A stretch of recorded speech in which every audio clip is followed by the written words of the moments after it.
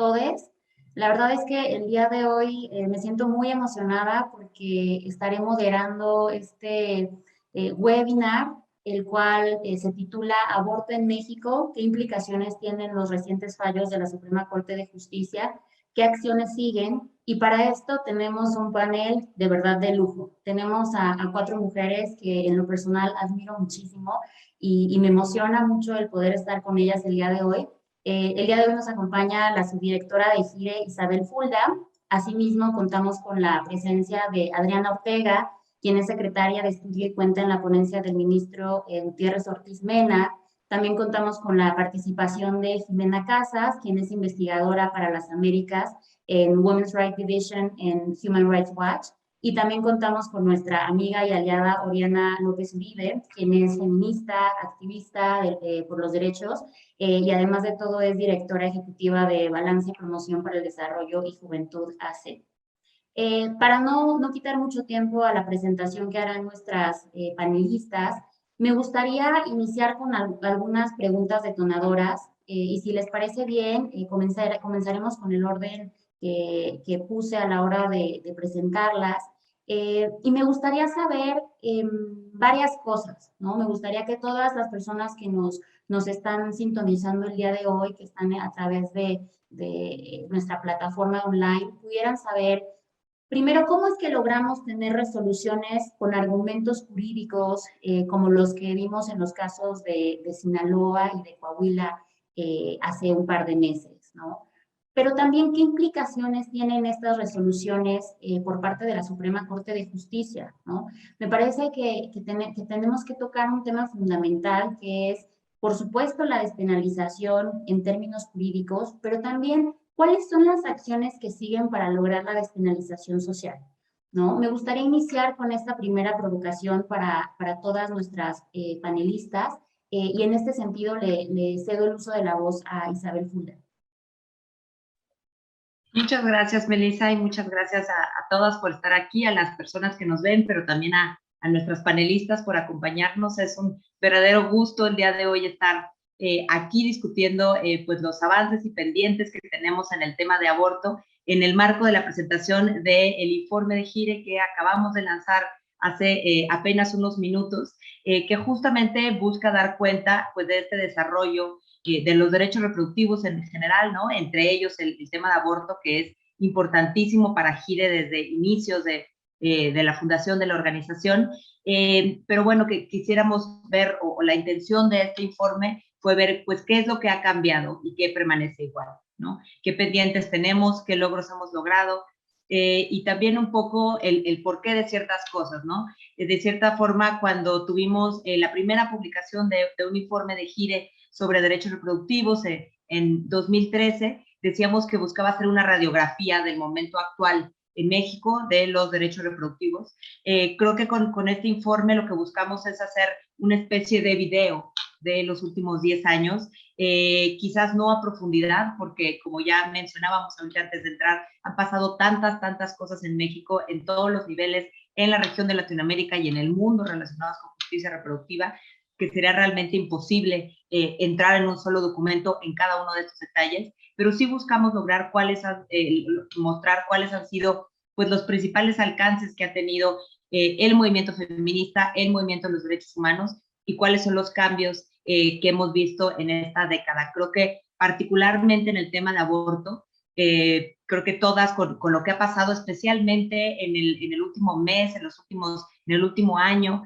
en México, pues sí estamos viviendo una realidad totalmente distinta de la que teníamos en 2010, ¿no? Hace un poco más de una década, en todos los sentidos, en el sentido del marco normativo, en el sentido de decisiones jurídicas, pero también en un sentido social y de lenguaje, de significados, de la movilización que existe en México y en sus diferentes regiones. Entonces, creo que trazar estos cambios a lo largo del tiempo, pues sirve, digo, en parte también para mantenernos motivadas con que lo que hacemos pues realmente tiene un efecto, pero también para entender y poder explicar decisiones como las que tuvimos en la Suprema Corte apenas en septiembre, que fueron pues verdaderamente históricas y son muy trascendentales en lo que significan para el futuro, pero que realmente no se explican solamente como algo que ocurrió dentro de la Suprema Corte o dentro del Poder Judicial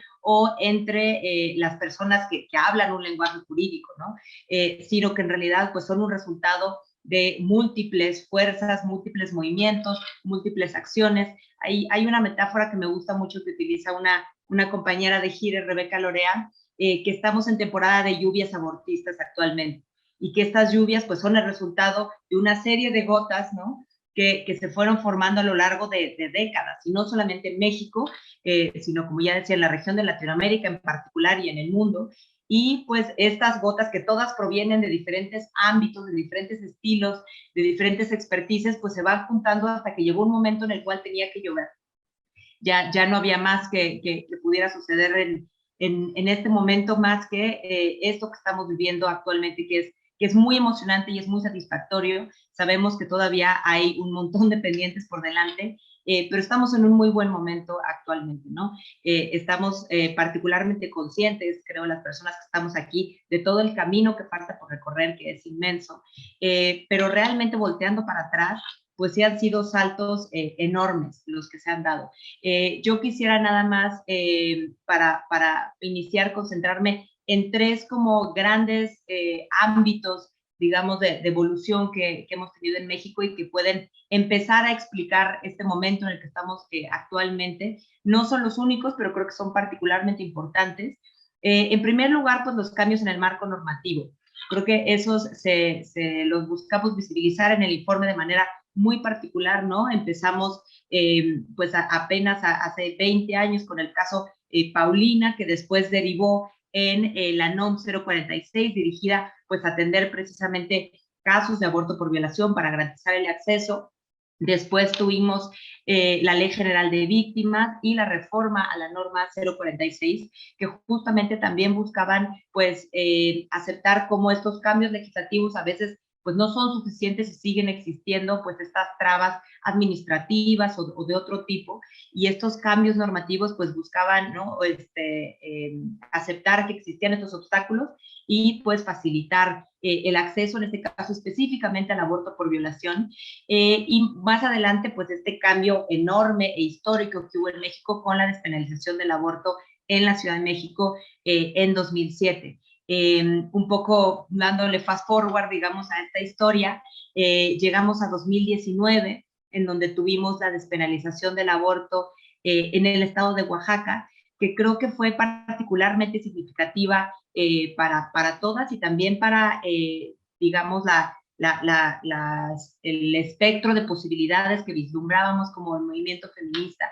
Creo que durante muchos años supimos que existía esta posibilidad legislativa y de política pública muy importante en la Ciudad de México, pero que contrastaba de manera notoria con lo que veíamos en el resto del país, y particularmente con cambios que se hicieron por parte, promovidos por grupos conservadores, pues para buscar restringir el acceso en el resto del país. Y de cierta forma, pues la despenalización en Oaxaca nos abre el panorama a pues las posibilidades que teníamos de que se sumaran otras entidades. Sabemos que no es suficiente con el reconocimiento en este sistema de plazos, ¿no? Que todavía penaliza después de las 12 semanas, y que, digamos, desde una perspectiva feminista y de justicia reproductiva, pues ya buscamos dar un paso aún más allá, entendiendo que esto pues sería un piso mínimo, pero ya no sería el estándar al que quisiéramos llegar, pero sin duda creo que fue importantísimo también para el empuje de aquello que estamos teniendo ahorita, saber que era posible sumar a una entidad más, que es lo que pasó en Oaxaca en 2019, y pues ya mucho más recientemente, en 2021, se unieron primero Hidalgo y Veracruz hace unos meses, y apenas la semana pasada tuvimos el caso de Baja California, que además es particularmente significativo, tomando en cuenta que ahí es donde se dio el caso Paulina, pues hace básicamente 20 años, y en el cual pues a Paulina, siendo una niña, se le negó el acceso a un aborto por violación, que era su derecho, ¿no? En esa misma entidad ahora tenemos, digo, falta que se publique esta reforma, pero pues tenemos a un Congreso que reconoce la importancia de despenalizar el aborto, al menos hasta este periodo de las 12 semanas de gestación. Entonces, creo que primero decir que sin duda estamos en un panorama normativo totalmente distinto del que teníamos a inicios de la década. Y luego, por otro lado, pues tenemos todo el ámbito de las decisiones judiciales, que también han sido cruciales y han acompañado estos cambios que se han dado a través de los congresos locales y el Congreso Federal en México. Y estos también pues se alimentan, por supuesto, de los cambios legislativos, de los cambios también de percepciones sociales y de aquello que ocurre también a nivel internacional y regional, ¿no? Estas decisiones que informan a los tribunales en México, pues también son alimentadas por esto que ocurre en la Corte Interamericana, por lo que ocurre también en el sistema universal. Entonces, en realidad, todos estos son sistemas que hablan entre ellos, que se retroalimentan y que caminan de cierta manera juntos. Entonces, también decir que en este sentido, pues tenemos una evolución impresionante, ¿no? En la página web de GIRE tenemos una línea del tiempo de decisiones de la Suprema Corte de Justicia relacionadas con derechos reproductivos, y la verdad es que es con mucho gusto cada vez que la actualizamos, lo cual ha sido pues también cada vez más frecuente, ¿no? Sabemos que esto que tal vez en su momento, cuando se despenalizó el aborto en la Ciudad de México y se tuvo que defender esta decisión legislativa frente a una acción de inconstitucionalidad en la Suprema Corte de Justicia, digamos, esto parecía ser todo lo que existía sobre decisiones relacionadas con aborto y que se ceñían de manera muy particular a temas de procedimiento. Y ahora pues vemos que en realidad la cantidad de decisiones judiciales que tenemos, no solamente de la Suprema Corte, sino también de jueces, juezas, de otros tribunales, pues ha sido cada vez más rica y cada vez más vasta, ¿no? En el caso de GIRE, cuya una parte importante de nuestro trabajo es acompañar a personas que enfrentan negación de servicios de aborto, pues hemos visto cambios importantísimos, ¿no? Y estos cambios también en la respuesta que dan jueces y juezas en todos los niveles, ¿no? De ver cómo inicialmente muchos de los casos de GIRE se desechaban de manera automática porque hubo una negación a un servicio de aborto, pero después, cuando llegaba, se judicializaba el caso, el embarazo ya se había interrumpido y por lo tanto se consideraba que ya no había una materia, ¿no? De eso a lo que tenemos ahora, ¿no? Que es el más alto tribunal del país,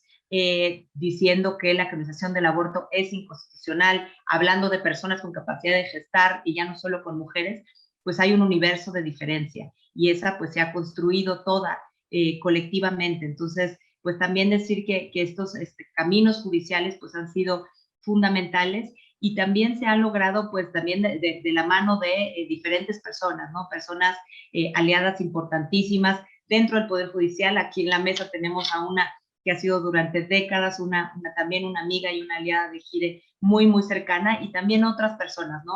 En ámbitos también, como decía, internacionales, regionales, y las mismas organizaciones civiles en México que trabajan a nivel nacional, pero también las que trabajan a nivel local y que cada vez tienen afortunadamente mucha mayor visibilidad en el mismo movimiento. Y nada más por último quisiera hacer mención, porque creo que esta parte es fundamental ahorita en México, de esta tercera parte sin la cual nada de esto sería posible, que son los cambios sociales, los cambios promovidos pues desde las mismas organizaciones, desde las colectivas y desde las personas en lo individual que se politizan y que deciden pues participar de este movimiento por la justicia y por los derechos humanos, que es el movimiento abortista o por el aborto legal y seguro, y que también, digamos, no es nueva y en México es histórica y siempre ha respondido, siempre ha estado detrás de los cambios normativos y jurídicos el movimiento feminista, pero sí es muy notorio que de unos 5 años para acá ha habido cambios fundamentales en ese sentido, ¿no? La explosión de la marea verde, el que llegara, digamos, inspirada por el movimiento en Argentina, pero con sus particularidades también del contexto mexicano y de los contextos locales, o sea, y de ahí destacaría principalmente la descentralización, que todavía falta muchísimo por hacer, pero que sí hemos visto de manera muy notoria. Creo que durante muchas décadas el movimiento feminista en México estuvo muy centrado en la Ciudad de México, en algunos sentidos lo sigue estando, pero cada vez más vemos pues una movilización importantísima en el resto del país y en entidades que han sido históricamente muy conservadoras. Entonces eso pues nos da mucha fuerza, es muy refrescante y es un movimiento pues diverso, intergeneracional y muy crítico también. Entonces, pues decir nada más para responder a la primera pregunta, que creo que ese conjunto de cosas son las que nos tienen en este momento pues tan motivador ahora, en este momento. Muchas gracias.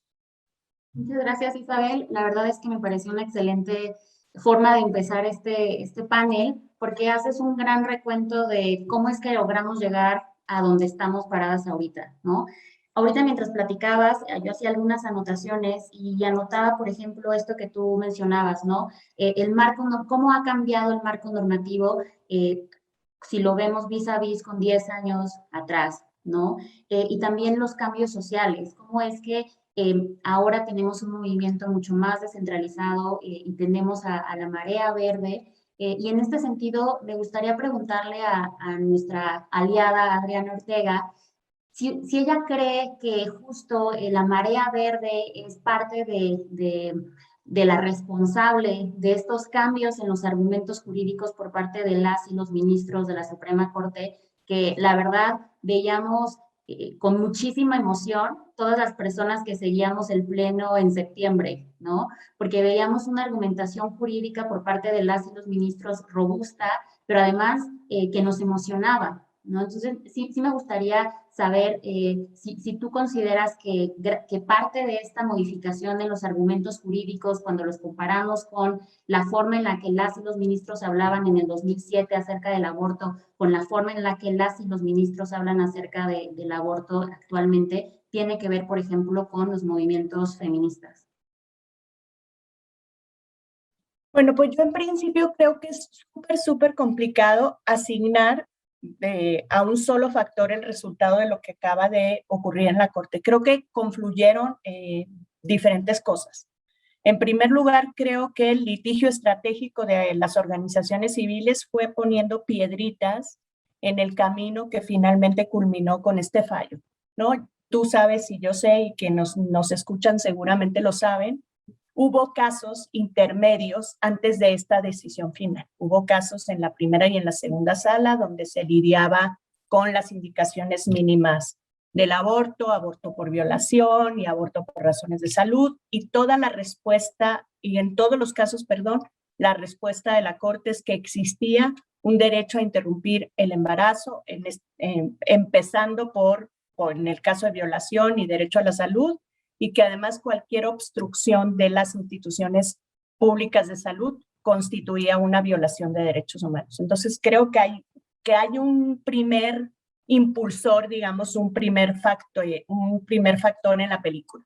Un segundo factor en la película que no podemos desconocer es la reforma constitucional de derechos humanos en 2011.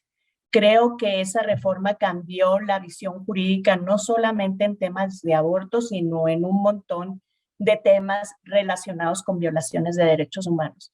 Una tercera cosa que me parece importante destacar es que la Corte, la Suprema Corte de Justicia, a partir de esta reforma constitucional, se acercó cada vez más a autopercibirse como un tribunal constitucional, un tribunal de derechos. Creo que eso también tuvo un montón que ver.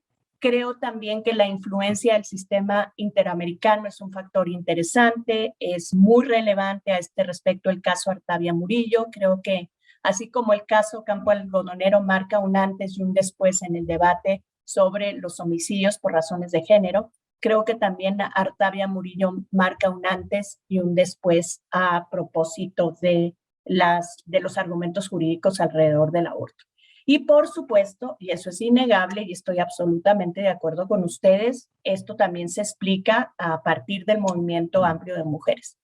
Se explica por las dos cosas que podemos identificar en el movimiento amplio de mujeres, digamos, el movimiento histórico que viene peleando por esta despenalización desde los años 70 y con este segundo impulso que proviene de las mujeres jóvenes y esta como revisión del movimiento feminista y esta presencia muy fuerte en las calles. Creo que todos esos, hagan de cuenta que me parece que son como ingredientes para hacer una ensalada y la ensalada es este resultado.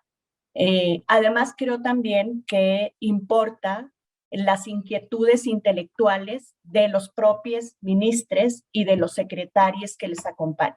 Creo que también eso es otro factor en tomar en cuenta que explica un poco el origen de este fallo.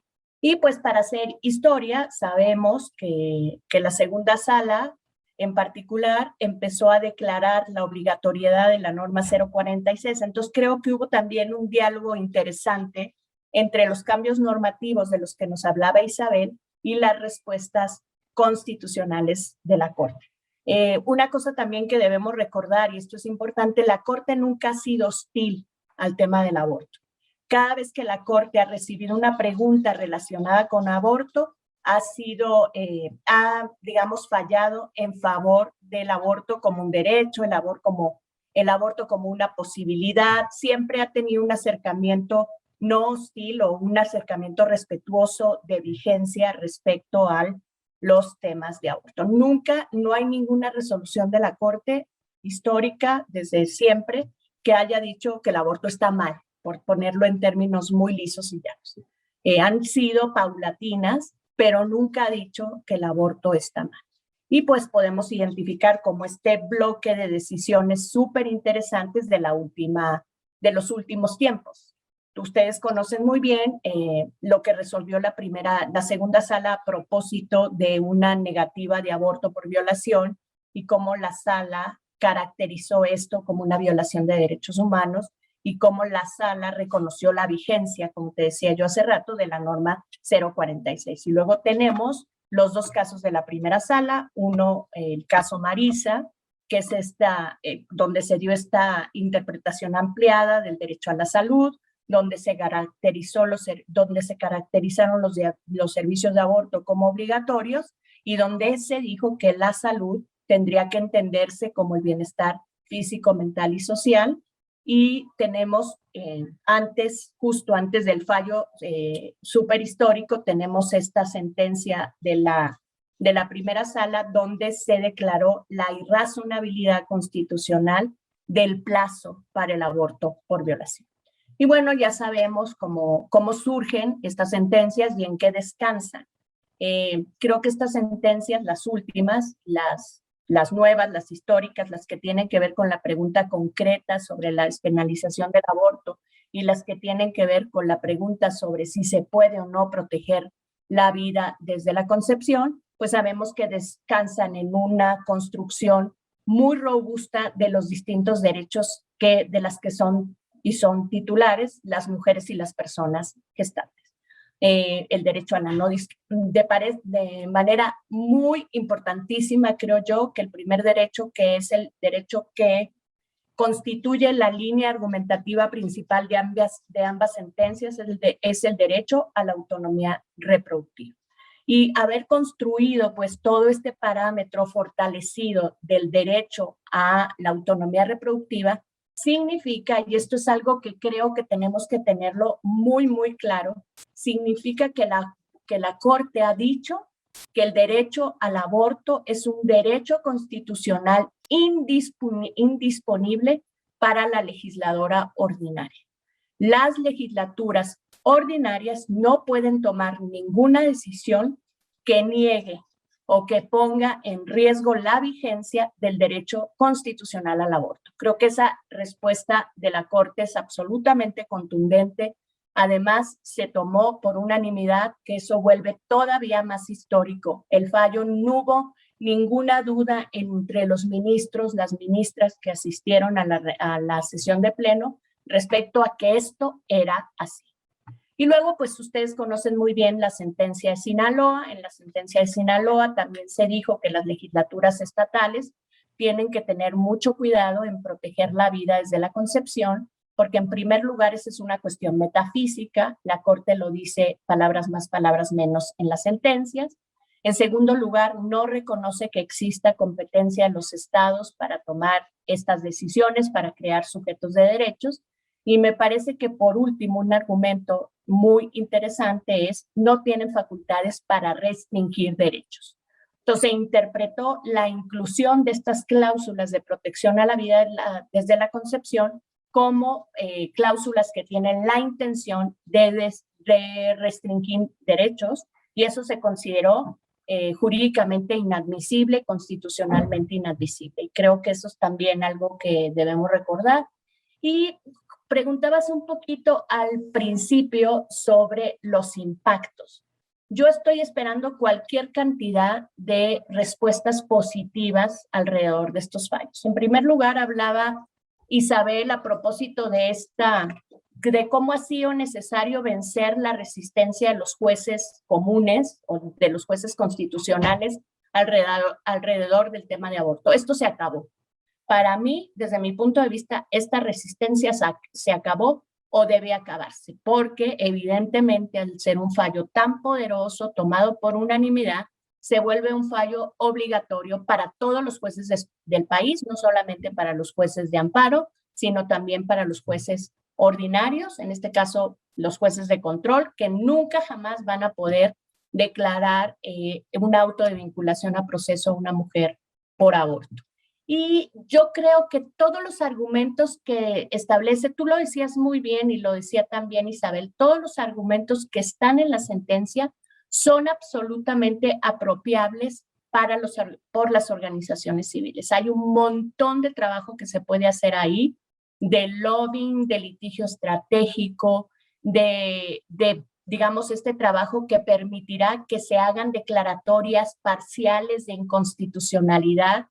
Mucho trabajo para hacer para mí. Y también hay como el reto que creo que nos deja la sentencia, y eso es algo que hay que mapear, es cómo hacemos con la prestación de servicios. Evidentemente la Corte declara que hay una obligación de las instituciones públicas de salud, pero eso seguramente se va a tener que arrancar, ¿no? Digamos, uso el verbo como algo metafórico, en las instituciones públicas de salud y las instituciones pertenecientes al Sistema Nacional de Salud, lo que incluye a los hospitales privados, a punta de litigio. Creo que ese es el reto que se viene. Y yo con esto termino. Espero no haberme excedido en el tiempo. Nada de eso, Adriana. La verdad es que me emociona mucho todo lo que comentas. Me dejas muy contenta con esta frase que dices sobre, y muy cierta, ¿no? Que la Corte nunca ha sido hostil al tema del aborto. Si bien hemos visto una modificación en la forma en la que se ha ido aproximando la Corte a estos temas, tienes toda la razón. Nunca ha sido hostil a las preguntas que se le han presentado por parte de las y los litigantes, ¿no? Y ahora me gustaría pasar con Jimena para hablar un poco acerca del balance que tú haces en términos de lo que está pasando en la región, ¿no? Tú escribías hace poco un texto sobre lo que nos ha enseñado la marea verde a toda la región latinoamericana, y hacías un gran recuento sobre lo que ha pasado en Uruguay, en Argentina, por supuesto en México, en Honduras, en República Dominicana, y me gustaría saber cuál es tu balance con relación a lo que resolvió la Corte y cómo lo ve, cómo podría impactar los argumentos que vimos por parte de las y los ministros a otras latitudes. Claro que sí, Melissa, y buenas tardes. Es un gusto para mí estar hoy con todas ustedes, agradecerles la invitación y, como dices, tratar de dar una mirada más desde lo regional, porque sin duda estas decisiones de las que estamos hablando hoy de la Corte van a tener un efecto muy importante en la vida de las mujeres, pero no solamente en la vida de las mujeres mexicanas, sino en la vida de las mujeres en América Latina, porque como decían, la Corte viene respondiendo sobre el tema del aborto desde hace mucho, desde el 2007 ha sido un referente y sigue siendo un referente para la región. Y en estas sentencias en particular, no solo porque declaran inconstitucional la penalización absoluta del aborto, sino porque en los fallos realmente se centran su argumentación, y ya lo decía Adriana, en la autonomía y en la dignidad de las mujeres. Y esto creo que es el resultado de décadas de trabajo y de estrategias del movimiento feminista, un trabajo que ha dejado de ser exclusivo de un país específico y que ha empezado a compartir sus lecciones aprendidas de una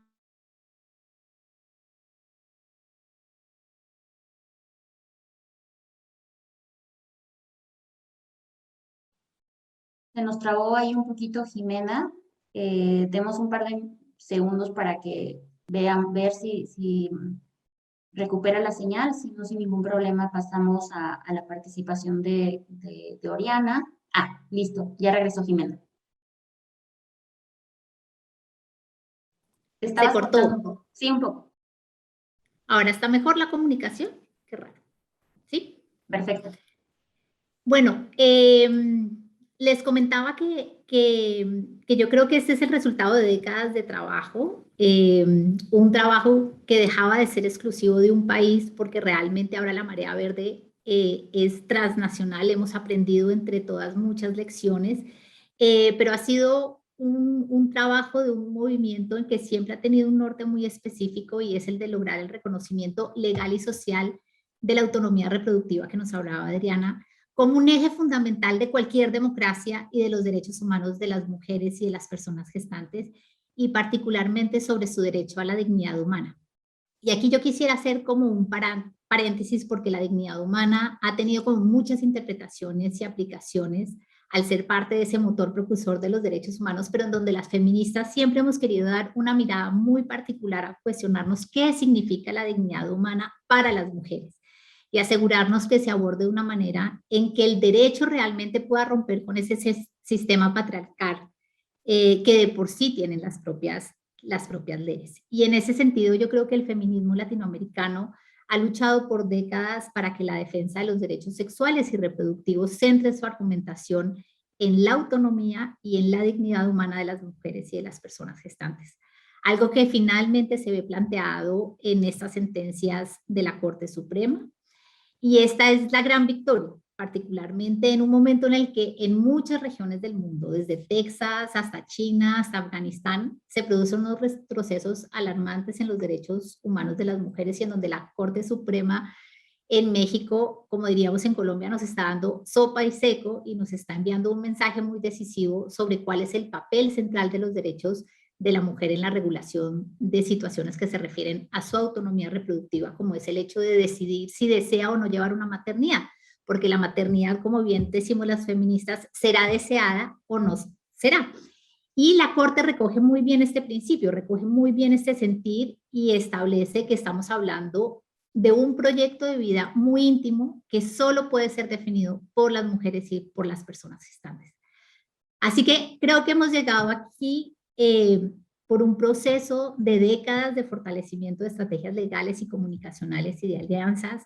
Yo creo que todas hemos aprendido, como se decía al inicio, el caso Paulina, yo creo para mí fue tal vez el primero que nos enseñó cuáles son esas obligaciones estatales frente a la interrupción legal del embarazo, y cuáles son esos derechos humanos que se vulneran cuando no se permite ese acceso. Y cuando se llevó a este caso al sistema interamericano ante la Comisión Interamericana, yo creo que no solamente el caso develó no solo las limitaciones en materia de políticas públicas para garantizar el acceso a la interrupción legal del embarazo en casos de violencia sexual, sino que se inició en la región una serie de litigios ante instancias internacionales, tanto del sistema interamericano como del sistema de Naciones Unidas, sobre las violaciones a derechos humanos que enfrentan las mujeres y las niñas cuando son obligadas a continuar un embarazo no deseado, una maternidad forzada, y que se les niega un servicio legal, un servicio esencial de salud, como ha sido reconocido por la Organización Mundial de la Salud, y en donde poco a poco hemos podido aprender cómo debe ser esa interpretación de derechos humanos. ¿Qué significa autonomía reproductiva? ¿Qué significa el derecho a la salud?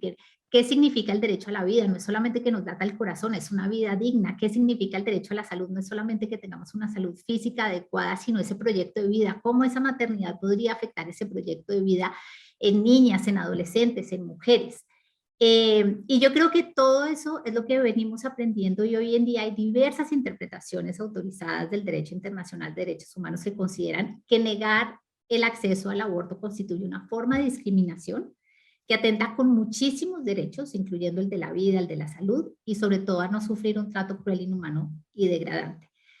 Así que yo creo que aquí lo que hemos sido aprendiendo a utilizar también esta argumentación del marco internacional de derechos humanos, dentro de esta argumentación para defender y promocionar los derechos sexuales y reproductivos, que ha sido un camino difícil, con muchas estrategias, pero ha sido un camino en donde estamos frente a altas cortes y frente al legislativo, en donde cada vez se exigen más esas obligaciones que tienen que tener los estados frente al derecho internacional de derechos humanos en relación a los derechos de las mujeres.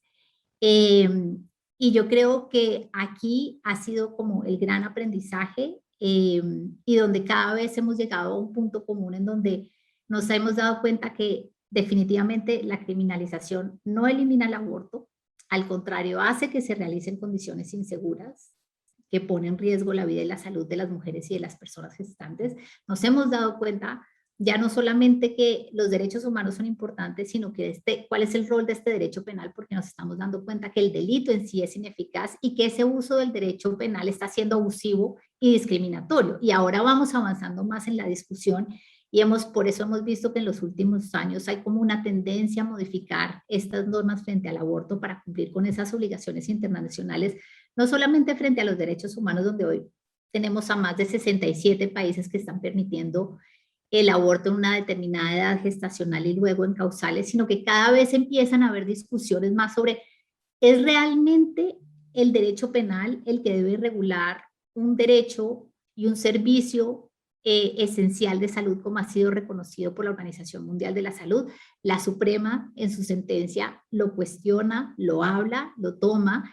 Hoy en día la Corte Constitucional en Colombia con el proceso de causa justa es justamente lo que está analizando y creo que nosotras cada vez vamos avanzando más y es lo que venimos aprendiendo en que este no es solamente un tema de derechos humanos, un tema de autonomía reproductiva, de dignidad humana, pero frente a esa autonomía reproductiva y frente a esa dignidad humana, ¿cuál debe ser el mecanismo de regulación a un servicio esencial de salud?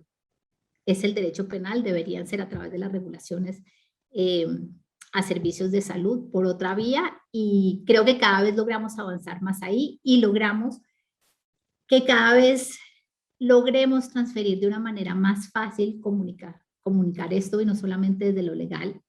Y aquí es donde para mí lo fundamental ha sido el trabajo de base y el trabajo de la Marea Verde, en donde realmente aquí se logra mostrar cuál es la implicación de ese rol penal, de esa criminalización que realmente afecta más a las mujeres en vulnerabilidad, a las personas en situación de pobreza. Los estudios en México, el estudio de Gire da cuenta de que las mujeres más penalizadas y criminalizadas son quienes están en situación de pobreza. Yo hice desde Human Rights Watch una investigación este año en Ecuador y también quienes estaban siendo más judicializadas eran mujeres en situación de pobreza. Lo mismo da cuenta el estudio de la Mesa por la Vida y la Salud de las Mujeres en Colombia. En todos los estudios nos damos cuenta, en el caso de Ecuador, el 73% de las mujeres eran denunciadas por los proveedores de salud. Y entonces creo que cada vez estamos entre todas entendiendo que esto es un tema no solamente de derechos humanos, sino de justicia social y en donde nos estamos cuestionando también este rol del derecho penal y la necesidad de que tengamos una movilización de base muy amplia.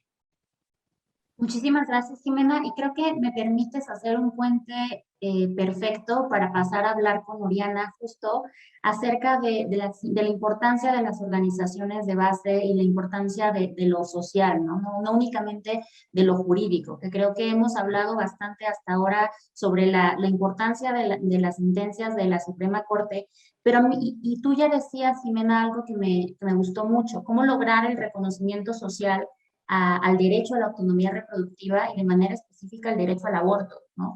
En ese sentido, Oriana, me gustaría que tú nos compartieras desde tu visión cómo podemos lograr esto, ¿no? ¿Cómo se puede lograr el reconocimiento de la autonomía reproductiva, que es un derecho, por supuesto, de todas las mujeres, de todas las personas, pero cómo lograr que también haya un reconocimiento social a estos derechos?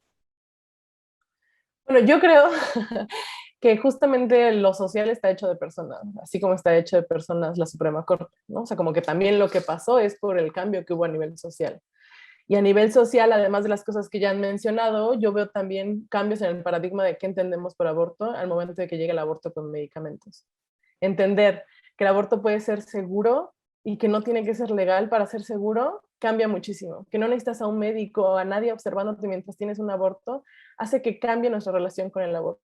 Y creo que cuando cambia nuestra relación con el aborto a nivel social, ayuda a entender desde otro lugar a entender desde otro lugar, pues, de distintas, ¿no? Como desde distintos ámbitos, también desde los ministros, que por supuesto están desde la Constitución y muy enmarcados, pero que también tienen que ver con reconocer la realidad en la que están. Es decir, los ministros no están en una burbuja que únicamente están viendo la Constitución, sino que están viendo la realidad concreta de las personas, tanto de los casos que llegan como de la cotidianidad. Y el aborto con medicamentos nos hizo eso, nos acercó muchísimo el aborto. Nos lo puso de frente y nos dejó de dar miedo, porque ya vimos cómo es, porque ya vimos cómo se siente, ya acompañamos a alguien más cercano o ya lo atravesamos nosotras mismas. Y eso hace que se quiten todas esas telarañas. Y es eso, perdimos un poco ese estigma, ese tabú de hablar del aborto. Creo que la ley de la Ciudad de México además también colaboró mucho con eso. No se habla de lo mismo sobre aborto en la Ciudad de México cuando yo era chica que ahora, ¿no? Y es la misma ciudad, estoy en los mismos entornos. Y de todas maneras, el tema está centrado en cosas distintas. Está centrado en las decisiones, en cómo garantizar que cada quien está decidiendo por sí misma y que nadie la está obligando. Estamos hablando de cómo garantizar que los servicios sean de verdad cálidos, que sean como respetuosos. Estamos pidiendo otras cosas y creo que eso tiene que ver con el cambio social que tuvimos y que podemos seguir cambiando. Pero hay muchas cosas que cambiaron desde que yo empecé a trabajar en estos temas ahora. Las historias que contamos sobre aborto son muy diversas. Antes eran solamente los casos que teníamos de Nicaragua, los casos que teníamos de Chiapas, ¿no? O sea, como eran casos muy específicos. Estaba el caso de Paulina, pero no había muchos más que nos dieran cuenta de casos que fueran positivos, por un lado, ¿no? Que eso también empezó a ver por el aborto con medicamentos. Empezamos a ver y a conocer más casos donde el aborto había sido bien, había estado tranquilo. Y también empezamos a conocer muchas más historias y entender esta parte que decía justamente Jimena, la justicia reproductiva, ¿no? Como lo que cambia es el contexto, que todas estamos abortando, pero solo unas o se están teniendo alguna consecuencia médica o de salud de algún tipo, o están teniendo una criminalización. Eso no es por el aborto en sí mismo, sino por el contexto y los recursos que tienen las mujeres. Y entender eso hace que más personas se acerquen al tema de aborto. Porque, ¿no? Como que también creo que hay una cosa que tiene que ver, no solo la marea verde, y no es que las argentinas vinieron y heredaron y pasaron por el mundo. La idea de la marea verde es ponerte un símbolo que te ayuda a salir del closet. Y que no estamos más para quedarnos en el closet de que estamos a favor del aborto. Y tiene que ver con esa pérdida, ¿no? De ir desestigmatizándonos y sacándonos todo eso, tiene que ver con sabernos más, tiene que ver con poder explicar el aborto de mejor forma, de una forma que sea más cercana, y no contando historias como de abortos que ocurrieron allá lejos y que fueron de hace mucho y que fueron unas historias terribles. Sí existen esos casos, pero no solo existen esos casos, y es importante eso, la diversificación que existe. Pero también hay una forma distinta de organizarnos entre las feministas. En los 70s, en los 80s, en los 90s, todo fue cambiando, y también las acompañantes de abortos aportan muchísimo al movimiento, y eso es también un cambio para todo esto que acabo de decir, para saber cómo son los abortos. Porque hay quienes defienden el aborto y que no necesariamente saben cómo son los abortos, ¿no? Entonces creo que de lo que me preguntas, qué es lo que sigue en esto, que ya tenemos toda esta parte avanzada, lo que sigue es seguir diversificando, y creo que hay una parte muy importante de educar a otras personas, pero también de educarnos a nosotras mismas como parte del movimiento social sobre cómo son los abortos, cómo son los procedimientos de aborto, entenderlos mejor, cuándo se usa uno, cuándo se usa el otro, qué significa, qué implica, cómo, porque tenemos todavía telarañas. Y esa es la otra parte, tenemos que seguir cuestionándonos nuestros estigmas, tenemos que seguir cuestionando cuáles son nuestras creencias intrínsecas, y unas son las que son para ti y que aplican para ti, y esas están ahí y está bien, nadie te las va a cuestionar, pero otras son las que queremos para otras personas, ¿no? Entonces, ahí hay una parte que es importante de reconocer dónde termino, ¿no? Dónde termino yo y mis convicciones y dónde empiezan las de las demás personas, y cuestionarnos desde ahí por qué tenemos una subjetividad distinta y cómo podemos aprender a respetarla y convivir en sociedad con esa subjetividad que es distinta. Y creo que hay una parte ahí que es importante reconocernos,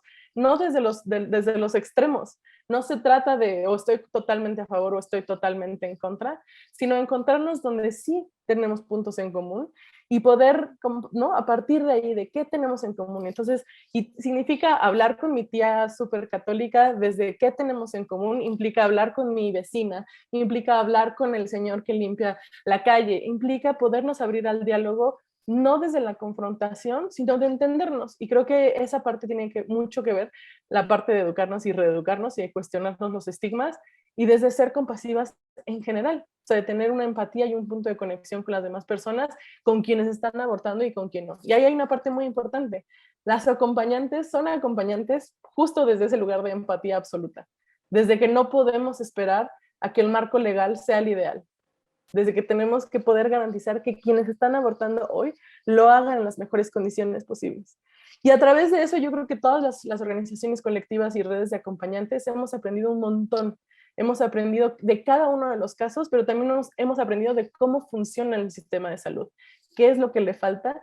Y en México al menos tenemos un diálogo abierto también con el Ejecutivo para poder mejorar los servicios, para mejorar los servicios en amplio, no solo los de aborto, de anticoncepción, de ginecología, de obstetricia. O sea, como hay una necesidad de que todo eso se vea como un paquete integral y no el aborto como una cosa aislada y única, sino como entender que es parte de una variedad de opciones reproductivas, que es parte de la vida reproductiva de las mujeres y personas gestantes. Y creo que los fallos de la Corte nos han dado un montón de certezas y confusiones e incongruencias que esperamos que esas cosas se vayan a ir como alisando, pero también habla de cómo educarnos y reeducarnos desde qué es el marco normativo, qué es la despenalización, qué es la legalización, ¿no? Y esa parte es muy importante de entender para quienes no somos abogadas.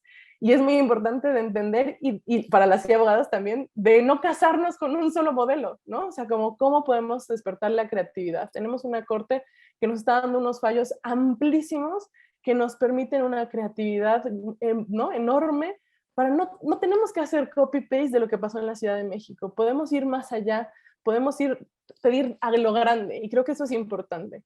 Como también dentro de lo social, dentro del movimiento feminista, creo que tenemos que aprender a dejar de esconder que estamos a favor del aborto, desestigmatizarnos y pedirlo más, como que estamos acostumbradas a pedir de a poquito, que eso era ¿no?, las causales. Era, bueno, pero en caso de que esto sí se acomode aquí, y por favorcito y en chiquito.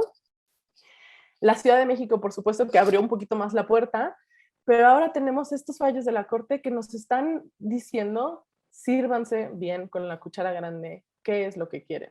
Entonces, hay que aprovecharlos. Para mí este es un momento de oportunidad máxima de abrir ¿no?, de salirnos abrir la caja y salirnos corriendo y decir qué es lo que queremos, cuál es el modelo ideal, qué es lo que esperamos y sobre todo cómo garantizamos que el acceso sea para todas, que no se quede en quienes tenemos privilegios, en quienes no tienen conocidos, en quienes tienen recursos, en quienes tienen visas y pasaportes, que esa es la realidad del aborto en México. Quienes tienen contactos, dinero, visas y pasaporte pueden tener los mejores abortos. No queremos ya eso, no queremos tener que viajar para tener abortos, no queremos tener que pagar cosas que son impagables para tener abortos seguros y de calidad. Queremos, y creo que con los fallos de la Corte podemos lograr que todas tengamos las mejores condiciones para nuestras decisiones reproductivas, sean cuales sean. Muchísimas gracias, Oriana. Si les parece bien, me gustaría hacer una segunda ronda muy breve, de 5 minutos máximo por cada participante, en donde podamos platicar sobre lo que sigue y cómo ven el movimiento y justo la lucha por el derecho al aborto en los próximos 5 años, ¿no? Desde las trincheras que cada una representa, que el día de hoy nos ha ilustrado muchísimo a todas, a todos, a todes, me gustaría preguntarles esto. ¿Cómo ven el movimiento por el derecho al aborto de aquí a los próximos 5 años? Me gustaría empezar justo con Isabel y seguir el orden que seguimos para la primera ronda. Sí, muchas gracias, Melissa. Pues creo que escuchándolas a todas y sí, creo que todos estos componentes que cada una describía han sido fundamentales, cada uno para crear esta realidad en la que nos encontramos ahora. O sea, nada más decir que creo que sin duda estamos viviendo un punto de inflexión importantísimo, en el cual el momento en el que estamos responde a un montón de factores anteriores, pero que a su vez pues abre estas puertas y las abre de par en par. Y sí creo que un poco haciendo referencia a esto último que decía Oriana, sí estamos en un momento que mucho más dinámico quizás que en otros momentos, en que los cambios y las posibilidades se abren con una mayor velocidad, tenemos más personas, más pluralidad, más perspectivas ahí, ¿no?, juntas en este mismo momento como de mucha ebullición y que nos permite pensar en realidades que van mucho más allá de lo que imaginábamos antes, ¿no? Creo que pensando de hace ni siquiera unos 10 años, sino unos 5 años atrás, quizás podíamos tener coincidencia entre las organizaciones feministas o entre algunas personas en lo particular sobre cuál sería el horizonte ideal, pero de eso a lo que se estimaba posible legislativa y jurídicamente hablando, pues había un trecho muy importante. Y creo que en los últimos meses pues se ha avanzado a pasos agigantados, digamos, para que el horizonte de lo posible pues se haya abierto de maneras impresionantes. Y eso creo que sí nos implica una pues mucho mayor creatividad, mucha energía y también esta disposición pues al diálogo entre nosotras, de manera pues quizás sí más abierta, más democrática de lo que estábamos acostumbradas en las últimas décadas. Creo que sobre todo lo que nos pone en esta situación también es que nos permite tener una discusión mucho más fina sobre lo que significa realmente tener control sobre el destino reproductivo de las personas, ¿no? O sea, creo que cuando el panorama estaba absolutamente cerrado, pues sí, tratábamos de pugnar por un piso mínimo, digamos, logramos ese, entonces pedimos un poquito más, y ahora estamos en un momento que nos permite tener discusiones mucho más sofisticadas, en donde pongamos el ente en factores específicos, ya no solamente que no se criminalicen, sino que se garanticen los servicios y que se garanticen con calidad, que sean amigables, que no sean discriminatorios, ¿no? Podemos poner el foco en poblaciones en específico que han sido invisibilizadas históricamente, empezando por las personas con capacidad de gestar, pero también las personas con discapacidad, las personas migrantes, ¿no? Ya no es solamente, y más en un país como México, ¿no? Que es tan complejo, tan diverso, existen decisiones legislativas y jurídicas que afectan de manera nacional a todo el país, pero sabemos que siempre las realidades que van a vivir las personas van a ser bien distintas, dependiendo de dónde se ubiquen, ¿no? En un nivel personal y contextual, pero también, especialmente en México, regionalmente. Entonces, creo que parte de lo que sigue también va a ser poner atención a estas diferencias, ¿no? Creo que todas podemos celebrar muchísimo las decisiones recientes de la Suprema Corte, pero sabemos que eso pues no necesariamente se va a materializar igual en las grandes capitales o en ciertas regiones del país que en las entidades más conservadoras, en donde quizás en un inicio pues pueda haber incluso cierto impulso por parte de los grupos conservadores que sea criminalizador y al que habrá que ponerle particular atención, ¿no? Creo que sigue también no confiarnos, digamos, con estos avances, sabiendo que, pues así como existe un cambio social importantísimo también de significados, de perspectivas, de quitar el estigma en relación con el aborto, pues también existen grupos políticos cuyos objetivos son justamente contrarios, y eso es una realidad que hay que aceptar, pues también para poner atención a que estos logros pues se fortalezcan y no haya ni un paso atrás. Entonces, diría, pues bueno, seguiremos aquí en este camino y sigue pues estar, ¿no? En haciendo lo que estamos haciendo, pues poniendo atención también a estos detalles. Gracias. Muchísimas gracias, Isabel. Adriana, ¿tú qué opinas? Te veía sentir a todo lo que comentaba Isabel. Me gustaría saber igual tu opinión acerca de lo que se viene para los próximos 5 años. Pues como yo lo miro, una cosa que me gustaría comentar y que también me hace sentir particularmente optimista a propósito de lo que decía Oriana, es, me imagino este fallo de la Corte con el mismo efecto simbólico, social y cultural que tuvo el fallo sobre matrimonio igualitario. Cuando yo llegué a esta ciudad, esta es una anécdota personal, pero cuando yo llegué a esta ciudad y eso que viví, llegué a vivir en la Condesa, las personas del mismo sexo rara vez se manifestaban su cariño en público. Fue poco después de la sentencia de matrimonio igualitario que eso cambió. De pronto, unos meses después de esa sentencia, te encontrabas a las personas, a las parejas del mismo sexo manifestando su amor en público. Entonces yo creo que este fallo va a tener también una fuerza legitimadora. Recordemos que el derecho es fuente de transformación, el derecho refleja la sociedad, pero también el derecho cambia a la sociedad. Entonces yo tengo, la verdad, también mucha esperanza en que este fallo tenga esa fuerza simbólica. Y sí creo, al igual que Isabel, que el reto fundamental a partir, o sea, la sentencia, también coincido con Oriana en que la sentencia es muy fuerte. La sentencia tiene un montón de cosas con las que se puede trabajar. Desde ir buscando la despenalización parcial en los estados, hasta ir sustentando litigios donde se exija el acceso a los servicios de salud. tiene también elementos para generar un lobbying legislativo súper fuerte. Entonces, creo que la sentencia tiene muchas posibilidades, muchas cosas que explorar, pero sí creo que el reto es convertir ese fallo en algo cercano y real para las personas en concreto. Entonces, lo que creo que queda como pregunta fundamental es: ¿a quién le corresponde esa mediación? ¿A quién le corresponde acercar ese fallo a personas concretas? Y obviamente, ¿de qué manera? Y yo ahí veo, y otra vez, como siempre, ahí veo un espacio muy importante para las organizaciones de la sociedad civil, que han sido estas mediadoras de siempre.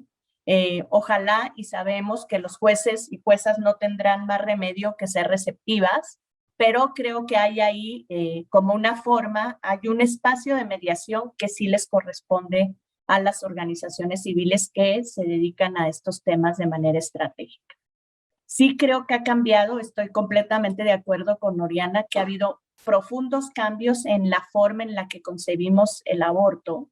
De hecho, hay un cambio incluso tan fácil como observar el cambio de aproximación que han tenido los grupos conservadores. Ya no hablan de asesinas, hablan de mujeres que quedan afectadas para siempre. Entonces, nosotras, y digo nosotras asumiéndome como parte del movimiento amplio de mujeres, nosotras logramos ese cambio de discursos. Cuando yo trabajé en IPAS, nos pintaron un mural diciéndonos asesinas. Eso no ha vuelto a pasar porque el discurso de la derecha también cambió. Yo sí alertaría, como decía Isabel, de cuál va a ser la reacción de la derecha frente a esto o a las personas antiderechos, para no poner a todas las personas que son liberales económicas en la misma bolsa. Yo creo que sí hay que esperar una reacción fuerte de los antiderechos. Me parece en este momento, y a lo mejor peco de ingenua, que así que tú digas cuántos argumentos les quedaron, me parece que están un poquito muy flacos en este momento de argumentos.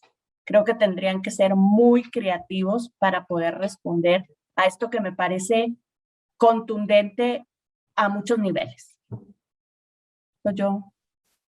Muchísimas gracias, Adriana. Y le cedo el uso de la voz a Jimena. Me interesa mucho tu postura de cómo ves la situación de la región dentro de los próximos 5 años. ¿Cómo ves la posición en Colombia? ¿Qué consideras que va a cambiar? ¿Crees que existan retrocesos? ¿Qué opinas? Pues yo creo que estamos en un momento en donde estamos teniendo unos avances muy importantes, en donde estamos viviendo un reconocimiento a los derechos sexuales y reproductivos de una manera única. Ha venido siendo progresiva como desde el 2006, ha venido siendo un reconocimiento en la región de manera progresiva. Sin embargo, seguimos teniendo unos retos muy grandes, especialmente en Centroamérica, en Honduras, donde vimos esa reforma constitucional para que prácticamente no pueda modificarse nunca la ley al aborto. En El Salvador hemos visto las declaraciones del presidente Bukele estableciendo que de ninguna manera va a haber una reforma. En República Dominicana hemos visto cómo han echado para atrás la posibilidad de una reforma a los códigos penales. Entonces, sin duda, yo creo que siempre vamos a tener que estar vigilantes, y estoy de acuerdo con lo que acaba de decir Adriana, que seguramente en México va a haber una reacción de los grupos conservadores, pero lo que yo sí soy optimista es que, a pesar que obviamente siempre vamos a tener esas reacciones hacia esos avances, cada vez las argumentaciones, no solo jurídicas, sino el acompañamiento social, cada vez se les disminuye más. Cada vez el marco legal de derechos humanos da más razón a esta argumentación de la autonomía reproductiva, de la dignidad humana de las mujeres, de las personas gestantes. Cada vez es más, no solamente las mujeres que salen a la calle con la marea verde, sino la sociedad en sí, como cada vez está más de acuerdo en que las mujeres no deberían estar criminalizadas, en que no deberían ir a la cárcel. Y creo que aquí el rol fundamental, yo creo que lo que hemos aprendido es que esto no puede ir solamente de estrategias legales, esto tiene que ir acompañado de estrategias comunicacionales, de una estrategia de movimiento de base, porque en los países en donde hemos logrado cambios reales y donde realmente no ha sido solamente un cambio legal, sino se ha convertido en una realidad para las mujeres, es donde ha venido un empuje de abajo hacia arriba. El solo cambio legal no ha permitido el acceso a las mujeres, no solamente al aborto, sino a servicios integrales de salud sexual y reproductiva. Así que yo creo que aquí no podría estar más de acuerdo con Oriana de la importancia del movimiento, que sea el movimiento el que siga empujando de abajo hacia arriba. Yo creo que la sororidad de la marea verde y el contar las historias desde esa normalidad es lo que ha ayudado a acabar con ese estigma social y a crear conciencia sobre los derechos de las mujeres y de las niñas. También ha influido en los responsables de diseñar las políticas para poner en el centro del debate público y legal el tema de qué es la autonomía reproductiva y qué significa la justicia de género, el poder entender cuando estamos diciendo que una mujer que pudo tener una caída en su trabajo, no sabía que estaba embarazada, llega a la emergencia y se encuentra que está con una pérdida y de pronto empieza a ser procesada y encarcelada con su hijo de 4 meses, y cuando la gente empieza a entender qué significa, que no estamos hablando de aborto sí o aborto no, del momento de la interrupción, de lo que significa médicamente la interrupción, sino lo que significa el impacto de esa maternidad forzada, de lo que significa el impacto de esa criminalización, porque no es solamente el momento del aborto en sí en donde se practica el servicio, ya sea de manera legal o de manera que sea segura, aunque no esté permitida.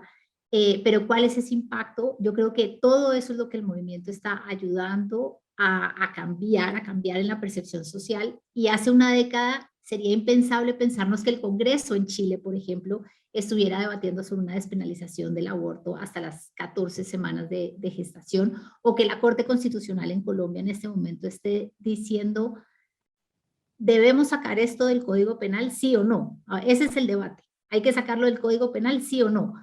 Entonces yo creo que eso va a ser muy importante, y creo que con esta decisión, específicamente con la decisión de Coahuila, no solamente es que se haya eliminado ese obstáculo legal que ha afectado sobre todo a las mujeres de los sectores rurales y de bajo ingreso, sino sobre todo que se ha reducido el estigma asociado con el aborto, que ha perpetuado estereotipos de género acerca del papel de las mujeres en la sociedad, y esto ha sido posible porque ha sido el movimiento el que ha dado a conocer qué significan esos estereotipos de género, qué significan esos roles, y por tanto yo creo que tenemos que seguir en este camino en donde hemos aprendido que la organización y la colaboración son los elementos que nos impulsan al éxito. Hemos aprendido que no necesitamos un director de orquesta, sino que lo que necesitamos es un conjunto de música en donde todas tocamos un instrumento y podemos hacer una hermosa melodía.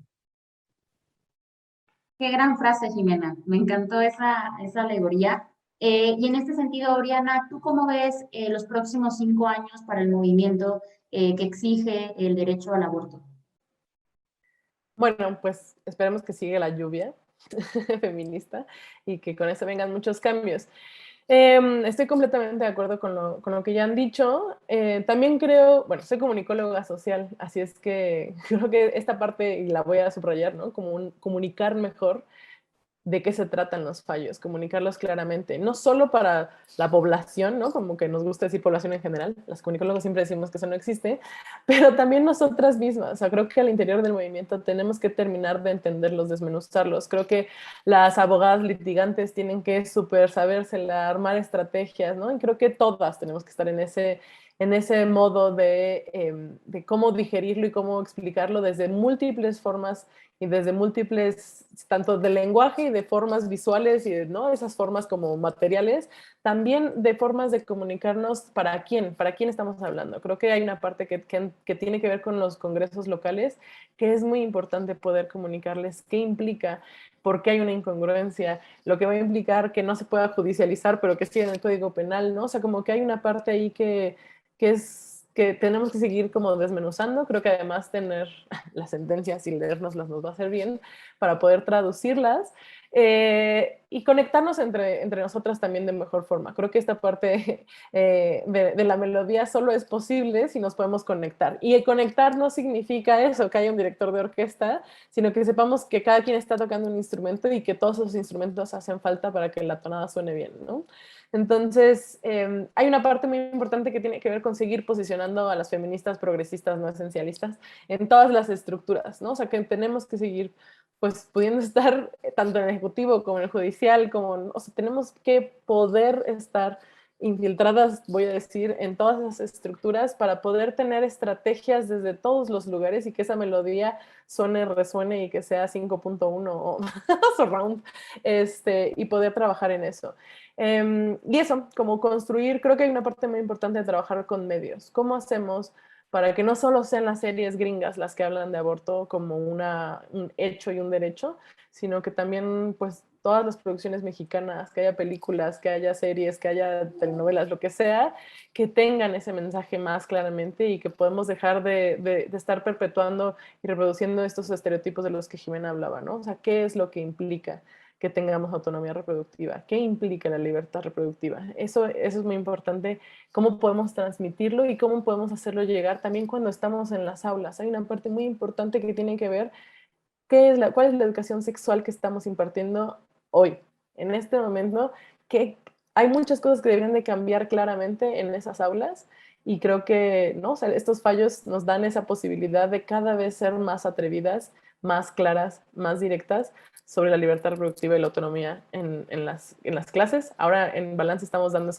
una escuela para adolescentes y justo nos están pidiendo que les expliquemos más qué es la autonomía. Y ¿no? Es materia, tenemos que estar ahí trabajando y deberíamos tener miles de sesiones y la verdad es que es algo que no está en los libros de antes y que tenemos que poder construirlo y reconstruirlo desde una mirada cada vez más, sigo diciendo fuera del closet porque no sé cómo decirlo, pero atrevida, como orgullosamente abortista, orgullosamente, ¿no? De las libertades. Tenemos que hablar más desde ahí y creérnosla, que estamos en esta lluvia granizo feminista y que esperamos que siga adelante. Muchísimas gracias, Oriana. Si les parece bien, pasemos a una ronda de preguntas y respuestas. Hemos seleccionado algunas de las preguntas que nos han hecho las personas que están observando y sintonizando el día de hoy este panel. Y muy de la mano de esto que tú ya comentabas, Oriana, si bien no es pregunta, uno de los comentarios que se nos hace es que, pues efectivamente, es un poco difícil en distintos momentos seguir el lenguaje legal y lo importante que va a ser que se pueda traducir un poco lo que diga la Corte, porque desafortunadamente no se puede entender las implicaciones de las sentencias por el lenguaje que en muchas ocasiones utilizamos les abogados, ¿no? Pero me pareció importante justo decirlo para hilarlo con este último comentario que tú decías. Ahora, la primera pregunta que nos hacen es, y esta va dirigida para todas las participantes, quien quiera tomar la pregunta, por favor, levante la mano. ¿Creen que en un futuro podamos hablar de despenalizar el aborto en su totalidad y no limitarlo a las 12 semanas, hablando de aborto voluntario? ¿Quién guste contestar? Isa, adelante. Pues así como respuesta corta, sí, esa sería la tirada. O sea, creo que sobre todo yo diría que una cosa importante que nos ha dado las últimas sentencias de la Corte es mucho optimismo, que quizás creo que el ser feminista de entrada requiere cierto optimismo porque si no, no estaríamos aquí frente a todas las estructuras y todas las realidades contra las que estamos tratando de trabajar. Pero de cierta forma sí nos abrió este panorama, esto que ya nombraba Jimena, que es esta cuestión que va a responder la Corte colombiana, ¿no? Podemos hablar cuando estamos hablando de aborto, cuál es el rol del derecho penal, si más bien tenemos que sacarlo de ese ámbito y entonces hablar desde el ámbito sanitario o de otro tipo, ¿no? Creo que eso es lo que hizo precisamente la sentencia relacionada con la administración del aborto, ¿no? Hablar sobre cómo, o sea, quizás no lo van a pronunciar de esa manera, y también entiendo que la tarea de traducción del lenguaje jurídico, el lenguaje más accesible, también es parte de lo que hacemos las organizaciones, las colectivas, etcétera, pero sí creo que principalmente y en espíritu cuestionó el uso del derecho penal en relación con el aborto, y la implicación política de eso es despenalizar completamente, ¿no? O sea, creo que un poco ya tomando en cuenta los argumentos que se vertieron en el Pleno de la Suprema Corte y que contenían el proyecto original y que veremos ya cuando tengamos el engrose de la sentencia, pues ya no tiene sentido, digamos, si reconocemos que el acceso a servicios de aborto es un derecho y es un derecho constitucionalmente protegido, entonces no tiene sentido que hablemos en términos de las legislaciones que tenemos actualmente, que limitan y que criminalizan pues después de cierto periodo de tiempo. Entonces, sí creo que esto no necesariamente va a ser fácil, no creo que en poco tiempo logremos que se despenalice, que saquemos por completo el aborto de todos los códigos penales en México, porque además es una tarea que hay que hacer a nivel local y eso lo hace más difícil, pero sí creo que este es un horizonte político que tenemos ahora y que es perfectamente lograble y que existe la estructura argumentativa, política, jurídica para lograrlo. Entonces, no está fácil, pero diría que en resumen, sí, ahí es a donde estaríamos aspirando. Excelente. Salvo que alguna otra de nuestros participantes quiera tomar la palabra, voy a leer la siguiente pregunta. Nos dicen, en cuanto a implementación, ¿qué tan extendido está el conocimiento entre profesionales de la salud de aborto con medicamentos y de AMEU, o sigue predominando el legrado que es considerado obsoleto por la OMS? Oriana, adelante. Soy la que hace abortos de aquí. Pues lamentablemente en las escuelas, en las universidades de medicina, en las facultades, todavía no están capacitando ahí directamente en el uso del AMEU y del aborto con medicamentos. Este también es una de las cosas en las que tenemos que seguir trabajando y que creo que es muy importante porque sí es, a pesar del aborto con medicamentos, sí necesitamos una sinergia entre lo que se hace a nivel comunitario y lo que se hace a nivel médico. Sí queremos y seguimos exigiendo que el sistema de salud garantice los abortos, porque hay abortos de distintas necesidades y vamos a requerir personal de salud que esté bien capacitado. Ahorita eso es muy grave. A pesar de que la OMS ha dicho que el legrado debe desaparecer como práctica para los abortos, el personal de salud no sabe y no cuenta con el instrumental para hacer aspiraciones y además no terminan de conocer bien cómo funciona el aborto con medicamentos. Ahorita creo que el conocimiento más importante que existe, y puedo garantizar que no solo en México, sino en la América Latina, es de las acompañantes que lo hacen todos los días. Entonces, eso también es muy importante. Digo, el aborto con medicamentos fue descubierto por las mujeres, se entiende que siga ahí, pero hay muchísima evidencia científica ya que además está respaldando el conocimiento que viene desde lo comunitario y es muy lamentable que el personal de salud todavía no tenga ese conocimiento. Y no es un procedimiento que tengan que realizar únicamente los médicos. El aborto con medicamentos debería de darse también, tener las enfermeras, ¿no? Como las escuelas de enfermería y obstetricia, como hay mucho personal de salud que podría estar apoyando. El trabajo social podría estar haciendo abortos con medicamentos en edades tempranas de gestación. Entonces, sí hace mucha falta ese trabajo concreto para garantizar el acceso. Muchísimas gracias, Oriana. Nos hacen la siguiente pregunta. ¿Cuál es la situación para las personas migrantes en cuanto a acceso a interrupción voluntaria del embarazo, teniendo en cuenta que México es un lugar de paso de personas de todo el mundo? Aquí no sé quién de nuestras participantes quisiera contestar. Oriana, adelante. Solo porque soy la que hace abortos. Bueno, el sistema, o sea, los abortos legales se garantizan en el Sistema Nacional de Salud. Entonces, si hay una persona migrante en cualquier parte del país, puede venir a la Ciudad de México y tener el aborto en las primeras 12 semanas. El Fondo María apoya con ese tipo de traslados y del procedimiento en general para cualquier mujer y persona gestante. Nosotros no hablamos solo de mexicanas que estén en el territorio nacional, podemos apoyarla para que tenga acceso a la interrupción legal del embarazo. Si es por violación, debería de poderlo pedir en cada uno de los estados, en los hospitales generales.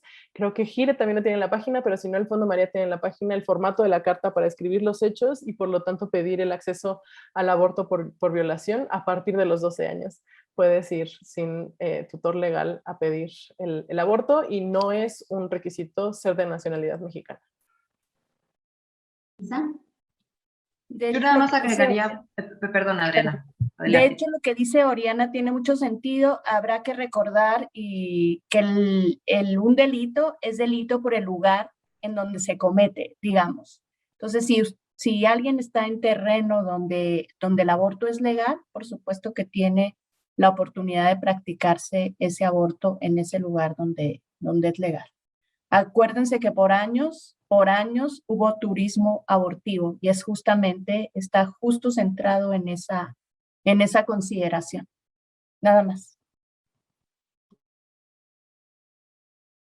Sí, yo solamente quería agregar muy brevemente que sí, hasta ahora ninguna de las legislaciones que despenalizan el aborto o que garantizan el acceso a servicios de aborto y a nivel de política pública, además, nada menciona nacionalidad ni lugar de residencia, lo cual por muchos años permitió que la Ciudad de México fuera pues un centro que permitía pues que las personas vinieran aquí a interrumpir sus embarazos. Y sí, digamos, tampoco las sentencias de la Suprema Corte, pues en realidad sabemos que ya en el terreno de lo material existen barreras para las personas migrantes, pero en el normativo pues no hay ninguna restricción que las nombre de manera específica. Entonces tienen derecho realmente a los mismos servicios de salud sexual y reproductiva que las personas nacionales.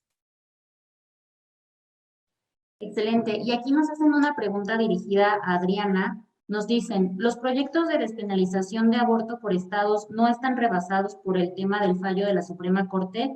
Esto es, ¿debemos seguir impulsando proyectos de despenalización local o que se homologue el fallo y la práctica?